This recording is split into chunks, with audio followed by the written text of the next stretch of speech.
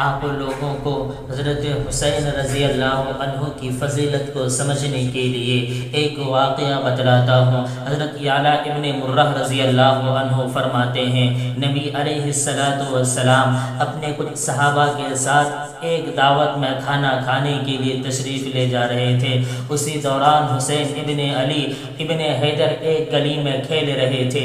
نبی علیہ السلام اپنے صحابہ سے اپنے ساتھیوں سے آگے بڑھتے ہیں، حسین ابن علی کے لیے اپنی باہوں کو پھیلا دیتے ہیں۔